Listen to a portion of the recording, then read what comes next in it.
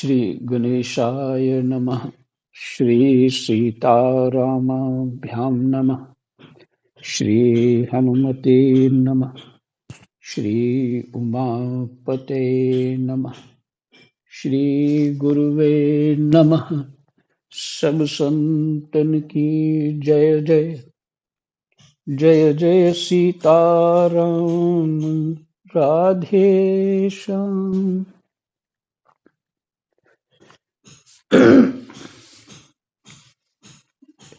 दशम स्कंद और 87वां अध्याय। प्रसंग है वेद स्तुति।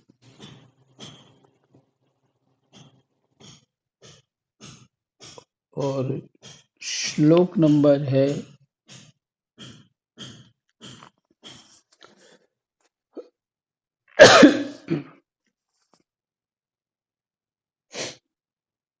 राम राम जी महाराज जी, चरणों में प्रणाम। राम राम जी। कृष्णाय वासुदेवाय हरये परमात्मने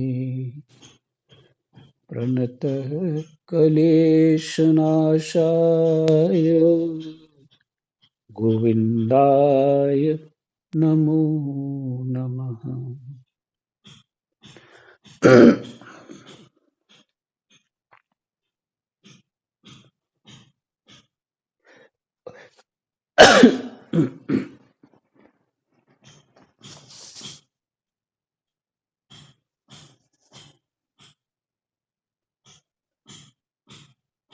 श्रुतियां जो हैं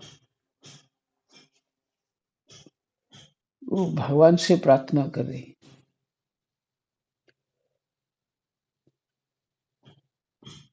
भगवान के स्वरूप का वर्णन हो रहा।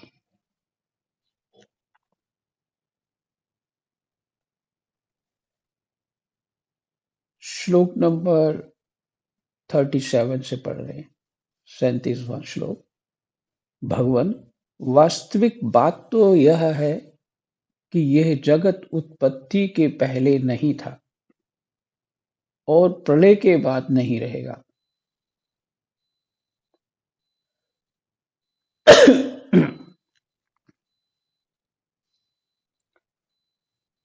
वास्तविक बात तो यह है कि यह जगत उत्पत्ति के पहले नहीं था और प्रलय के बाद नहीं रहेगा। इससे यह सिद्ध होता है कि यह बीच में ही एक रस परमात्मा में मिथ्या ही प्रतीत होता है। सब कुछ क्लियर सही ढंग से हो गया। बीच में जैसे स्वप्न हमें दिखता है, ना वो पहले होता है ना बाद में होता है, और बीच में ही दिखता है। और वो भी हमने अपने ही मनोकल्पना से उत्पन्न किया होता है।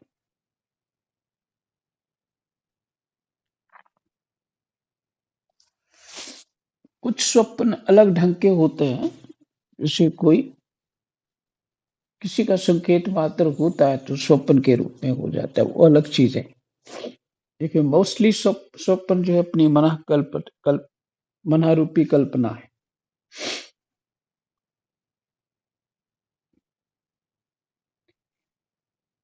तो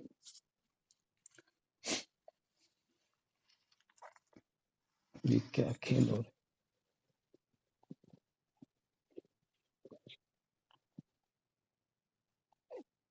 यहाँ स्पष्ट हो जाता है कि जगत ही पहले नहीं था और बाद में भी नहीं रहता। फिर से, भगवान, वास्तविक बात तो यह है कि ये जगत उत्पत्ति के पहले नहीं था और प्रलय के बाद नहीं रहेगा। इससे यह सिद्ध होता है कि यह बीच में भी एक रस परमात्मा में मिथ्या ही प्रतीत हो रहा है।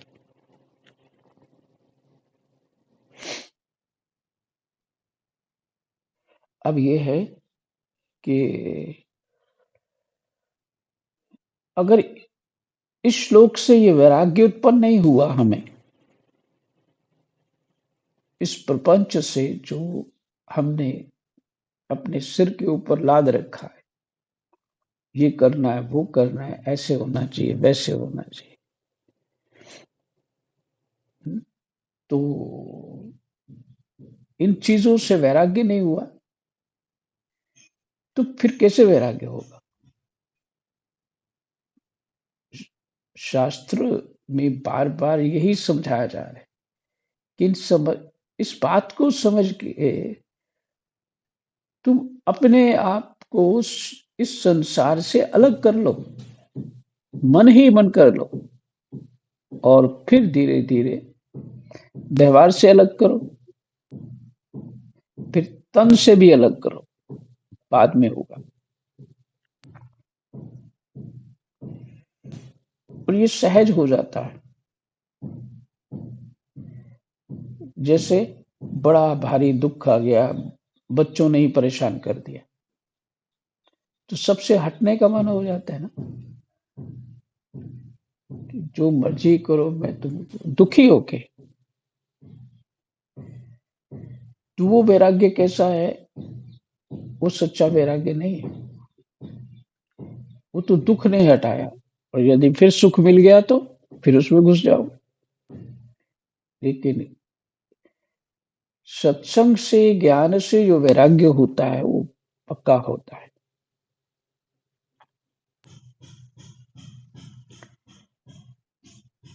तो इससे वैराग्य नहीं आएगा तो फिर कब आएगा? प्रलय में तो चले ही जाना सब कुछ। एक जितना संभाल संभाल के रखेंगे, एक भी तिनका नहीं रहना।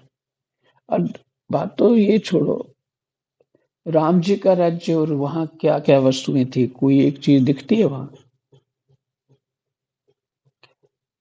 रावण की जो स्थिति थी वो भी कमाल की थी, हिरण्याकश्यप की थी वो भी कमाल की थी।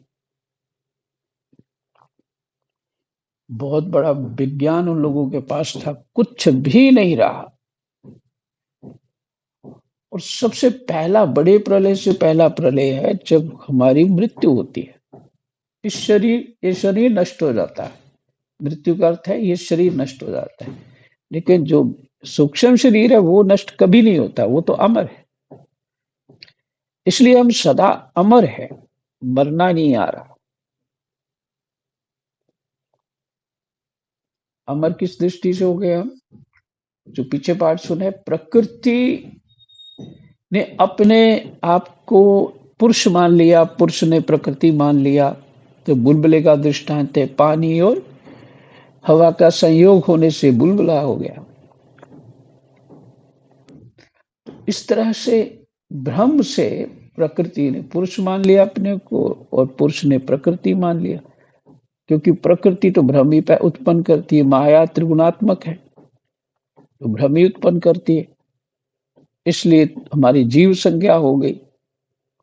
और वो जीव है वो नहीं मरता है, शरीर मर जाता। जीव अमर है।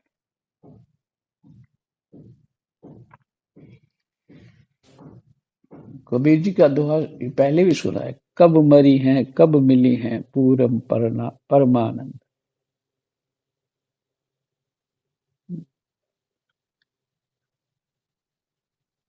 तो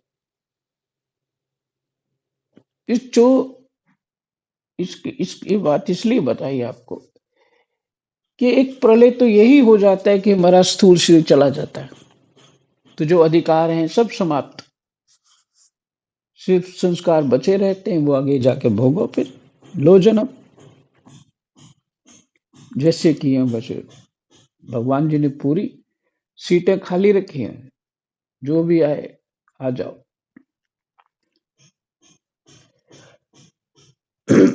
तो कहते हैं ये है कि ये जगत उत्पत्ति के पहले नहीं था और प्रलय के बाद नहीं रहेगा।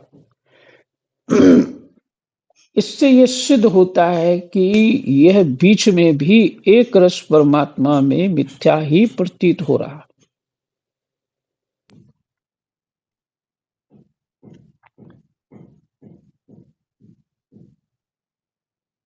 ये प्रतीत जगत हो रहा है, मिथ्या हो रहा है, भ्रम से हो रहा है।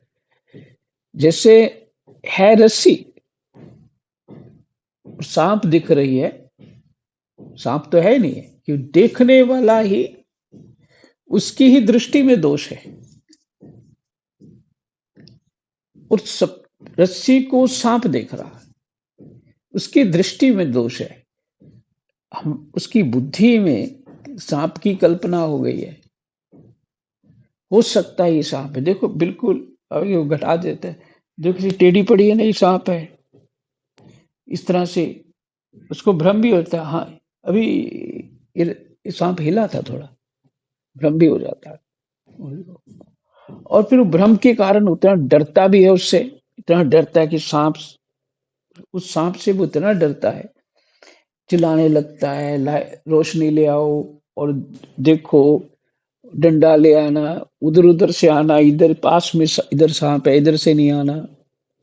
सो कल्पनाएं करके जितनी देर तक वो प्रकाश नहीं आता तब तक तो वो सांस ऊपर नीचे रहता उसका। और जैसे ही प्रकाश आ जाता है तो दिखता है यार ये तो रस्सी है, हाथ धोगे। दूसरा कहता है तो यही पागल है, दूसरा भी बोल देगा ये पागल है, इसका दिमाग खराब ही रहता है, सबको नचा दिया इसने। ये सब ये सब घटना जो हुई, पागल भी सुनना पड़ा और डर भी लगा, ये सब किससे हुआ? भ्रम से हुआ। ये भ्रम किसने दिया? माया ने, अविद्या ने। अपने आप को हमने शरीर मान लिया, अलग अलग नाम, स्त्रीलिंग पुल्लिंग जो भी है, अपने आप को शरीर मान लिया। तो उस जो अज्ञता है हमारी, उसके कारण संसार जो है दिख रहा है, वो है नहीं। ज्ञान में तो है नहीं संसार। ज्ञान में ज्ञानी कोई भी जब उसको दृष्टि वैसी खुल जाती है तो वो सबसे वैसा वैसा व्यवहार कर लेता है, लेकिन भीतर में वो कुछ भी महत्व नहीं देता किसी को भी। सिर्फ आत्म स्वरूप है, सब जगह है, और आत्म स्वरूप को आप आदर करो, महत्व दो या बुरा कहो, कुछ भी कहो, उसको कोई फर्क नहीं पड़ता। ये तो हमारे ऊपर फर्क है। जैसे रस्सी को सांप समझा, हमने ही अपने भ्रम से समझा ना, तो हम दूसरों को यही मान रहे हैं। हमें ही भ्रम है तो दिख रहा है संसार है। तो इसके लिए इस तरह का विचार लगातार लंबी देर होना चाहिए और चिंतन करना चाहिए, शास्त्र को बार बार देखना चाहिए। तो जो समझ नहीं आ रहा वो भी समझ आ जाएगा। और ये जो कल्पनाएं उल्टी सीधी कर ले ना कि तुम वहां खड़े नहीं होगे तो संसार नहीं चलना, तुम्हारा घर नहीं चलना, क्षमा करें, आप अपने लिए नहीं, मैं अपने लिए कह रहा हूं, आपके लिए नहीं कह रहा। तो वो कहते हैं वो उसी तरह है, भ्रम पाल रखा है। बल्कि घर वाले चाहते हैं कि तुम पीछे से हटो यार, कुछ इधर उधर बैठो, कहीं जाके भजन करो, नहीं करना है तो मौज मस्ती करो, हमें अब जिस ढंग से चल रहे हैं हमें चलने दो।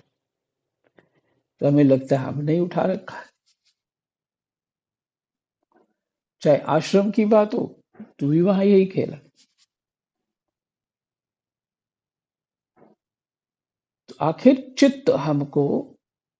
चित्त में जो भ्रम है वो नष्ट करना है। वो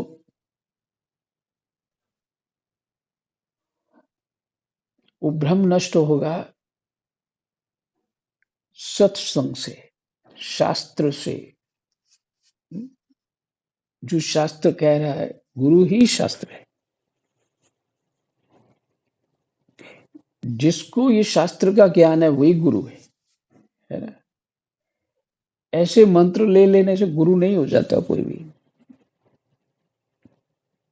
क्योंकि वो ना गुरु को लाभ हुआ ना चेले को लाभ हुआ, कुछ भी। तो फिर गुरु तो वही है ना, जो जिससे लाभ हो जाए। हाँ, ये स्वामी राम सुखदास जी का ये वाक्य है। तो उनको पूछा, महाराज आप शिष्य क्यों नहीं बनाते? तो बोले कि नहीं, आवश्यकता नहीं है मुझे शिष्य बनाने की। कारण तो कुछ और होते हैं, पर शिष्यों में चित्त नहीं जाए, इसलिए महात्मा लोग जो है ना स्वतंत्र रहना चाहते हैं और ज्यादा भार उठा के चलना नहीं चाहते। तो उनके स्वामी राम सुखदास जी को पूछा कि तुम महाराज आप शिष्य क्यों नहीं बनाते? तो वो कहते हैं, जिससे मैं सीख लेता हूं, चाहे कोई भी हो। जैसे दत्तात्रेय भगवान ने 24 गुरुओं से सीख लिया, और वो गुरु कैसे थे तो आप सब जानते हैं। और अपने विवेक से सीखा है, तो विवेक आखिर हमें अपना ही लगाना पड़ेगा। और कहते हैं कि जो जिससे मैं सीख लेता हूं वो मेरा गुरु है, और जिस किसी को मेरे से कुछ समझ आ जाता है मैं उसका गुरु हूं। तो ये रजिस्ट्रेशन कराने का कोई फायदा नहीं है। बस हो गया, स्वतंत्र हो, तुम भी स्वतंत्र हो, हम भी स्वतंत्र है। बात समझ आए तो समझ लो, नहीं आए तो ठीक है।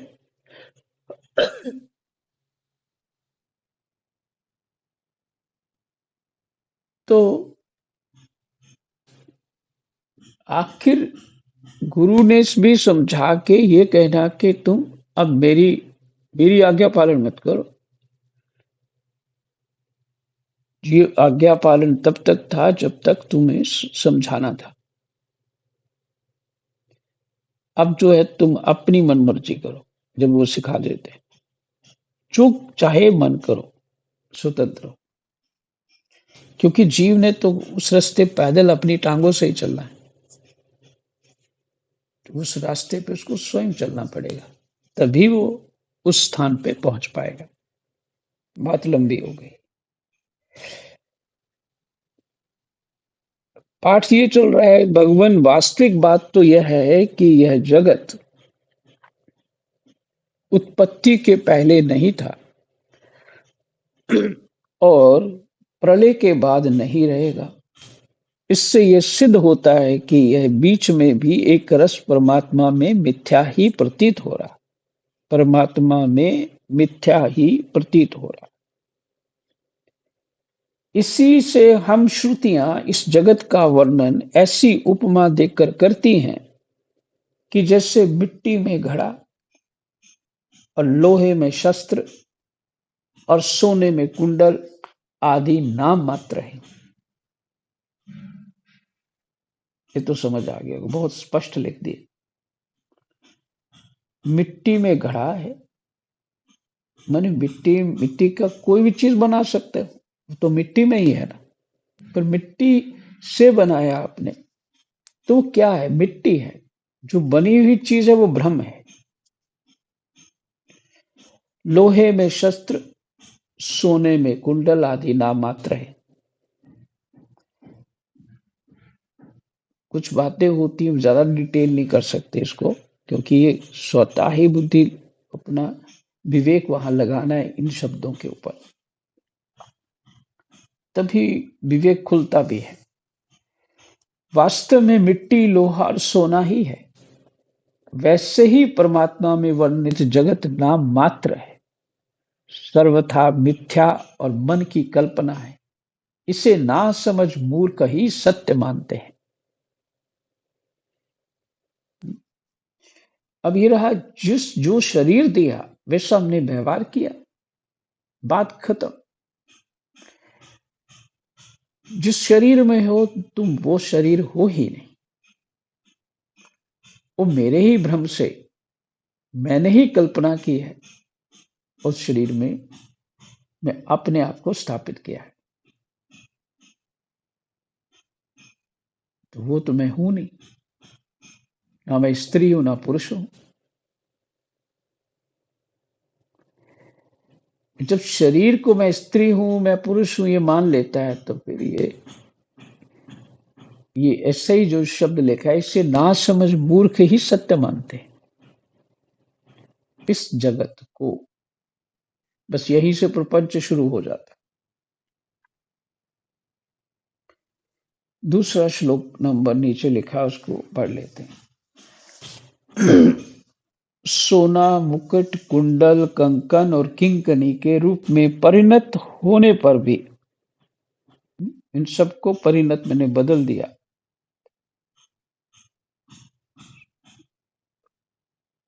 सोने को मुकुट बना लिया, कुंडल बना लिया, कंकन बना लिया, किंकनी बना लिया। वो जो पैजेब कह लीजिए, रूप में परिणत होने पर भी वस्तुतः सोना ही है। इसी प्रकार नृसिंह महतत्व, इसी प्रकार नृसिंह ये नृसिंह भगवान की स्तुति में ही है ये सब, इसलिए नृसिंह शब्द है। इसी प्रकार नृसिंह महतत्व अहंकार और आकाश वायु आदि के रूप में उपलब्ध होने वाला ये संपूर्ण जगत वस्तुतः आपसे भिन्न नहीं है और जो दिख रहा है, भिन्न दिख रहा है, वो हमारा ही भ्रम है। ये भाव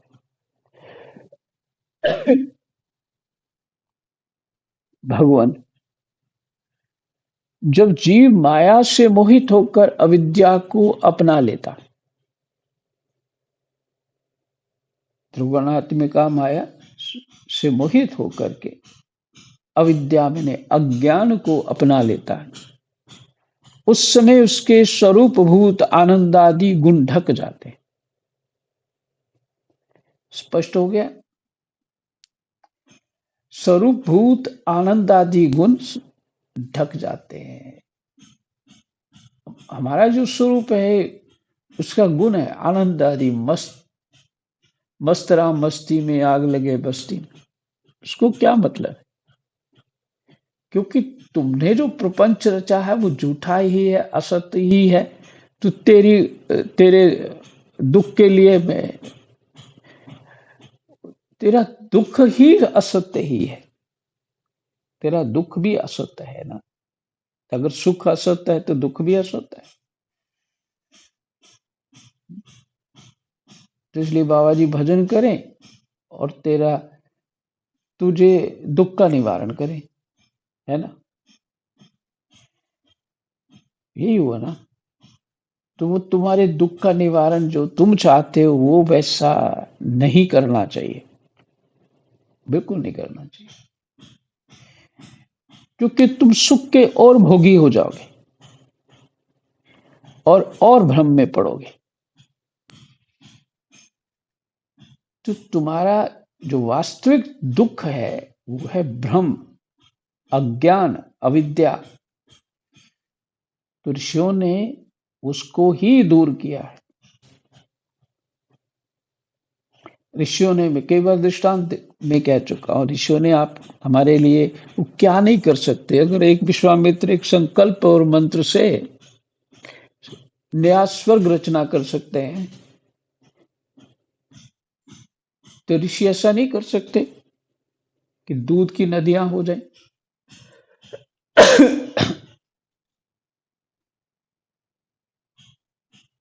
और अन्न के पहाड़ हो जाएं। सब कुछ कर सकते हैं, जो कल्पना करें वो कर सकते हैं। यदि महर्षि कर्दम एक संकल्प से एक ऐसा विमान रचना कर देते हैं जो एक नगर से भी बड़ा होता है और उसमें सब कुछ होता है, तो क्या वो ऐसा नहीं कर सकते? अगर हमारे दुख को ही दूर करना होता तो। क्योंकि दुख तुमने गलत स्थिति में खड़े होकर के दुख और सुख मान रहे हो। जैसे कोई पागल आदमी हो जाए, वो अटपट बोलता रहे, उसका दुख कैसे दूर करेगा? ये है हमारी स्थिति। इसमें समझ में आए तो बहुत अच्छा, नहीं आए तो फिर राम जी की इच्छा।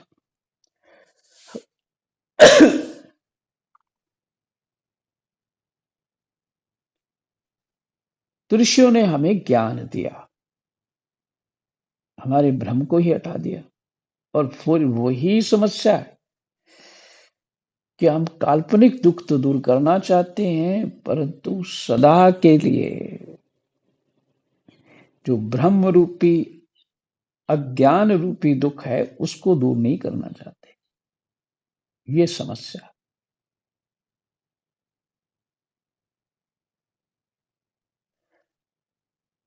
तो कहते हैं जो तुम्हारा स्वरूप है आनंद आदि, वो सब गुण ढक जाते हैं, इससे माया से अविद्या से मोहित होके। वह गुण जन्य वृत्तियों, इंद्रियों और देहों में फंस जाता है। जीव गुण जन्य, गुण से उत्पन्न होने वाली वृत्तियों, इंद्रियों और देहों में फंस जाता है। इसकी पहले ही व्याख्या अभी अभी हो गई, आपने सुनी। वही भाव है इसका। तथा उन्हीं को अपना आपा मानकर उनकी सेवा करने लगता है। अब उनकी जन्म मृत्यु में अपनी जन्म मृत्यु मानकर उनके चक्कर में पड़ जाता।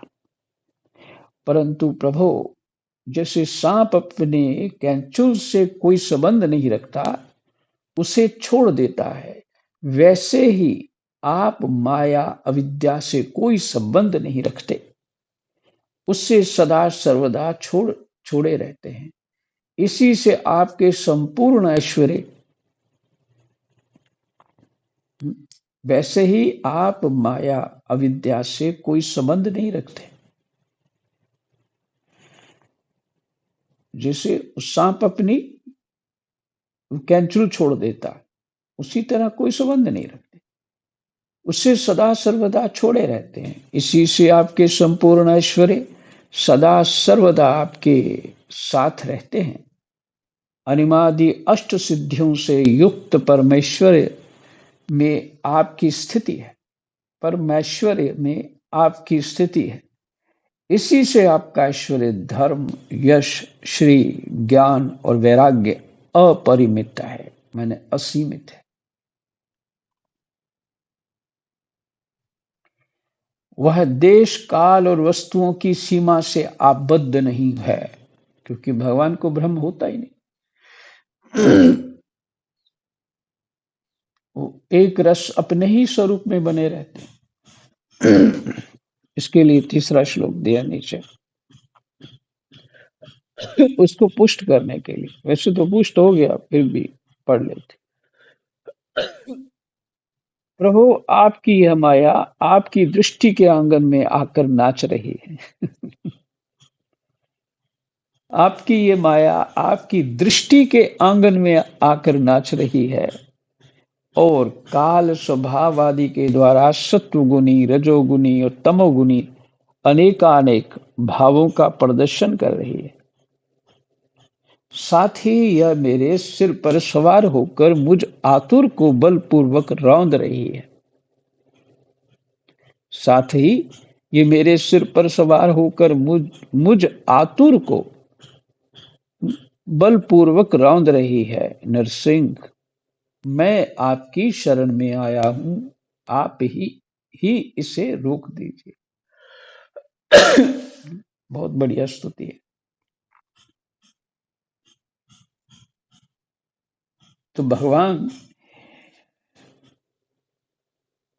किसी भी सीमा में आबद्ध नहीं होते, क्योंकि वो माया को स्वीकार ही नहीं करते। ये सब सीमाएं, स्थितियां, उपाधियां इत्यादि सब माया की हैं। भगवान, यदि मनुष्य योगी यति होकर भी हृदय के विषय वासनाओं को उखाड़ नहीं फेंकते, यदि मनुष्य योगी यति होकर भी हृदय की विषय वासनाओं को उखाड़ नहीं फेंकते, तो उन असाधकों के लिए, जो फिर वो असाधक हो गए, आप हृदय में रहने पर भी वैसे ही दुर्लभ हैं जैसे कोई अपने गले में मणि पहने हुए हो।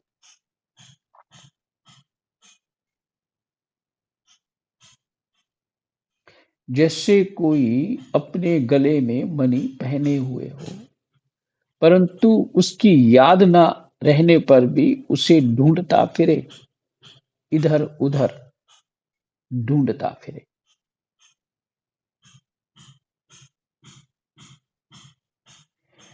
ये स्थिति कब होती है? आप तो हृदय में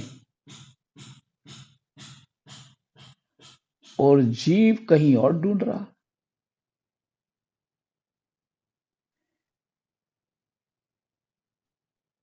जो साधक अपनी इंद्रियों को तृप्त करने में ही लगे रहते हैं, विषयों से विरक्त नहीं होते, उन्हें जीवन भर और जीवन के बाद भी दुख ही दुख भोगना पड़ता है,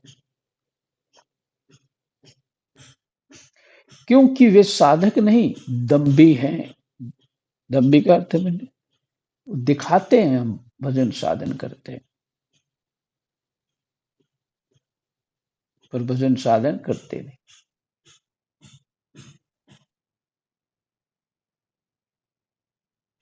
इसलिए दम्भी शब्द है।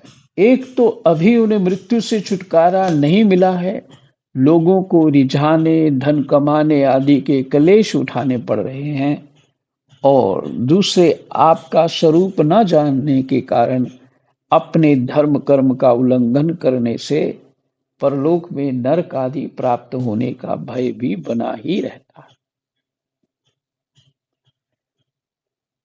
ये बात है, फिर से सुन लीजिए। एक तो अभी उन्हें मृत्यु से छुटकारा नहीं मिला, माने इस कर्म बंधन से तो बाहर निकले ही नहीं। लोगों को रिझाने, धन कमाने आदि के क्लेश उठाने पड़ रहे हैं, और दूसरे आपका स्वरूप न जानने के कारण अपने धर्म कर्म का उल्लंघन करने से परलोक में नरक आदि प्राप्त होने का भय भी बना ही रहता है।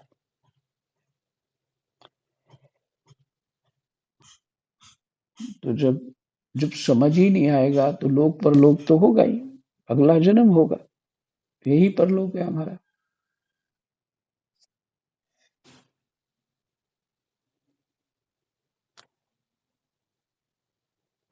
यही विश्राम करते थे, ज्यादा नहीं आपको सुनाते थे, क्योंकि भूल जाएंगे, इसलिए इसी को बार बार दोहराएंगे। कृष्णाय वासुदेवाय हरये परमात्मने प्रणतः क्लेशनाशाय गोविंदाय नमो नमः। जय जय सीताराम। राधे।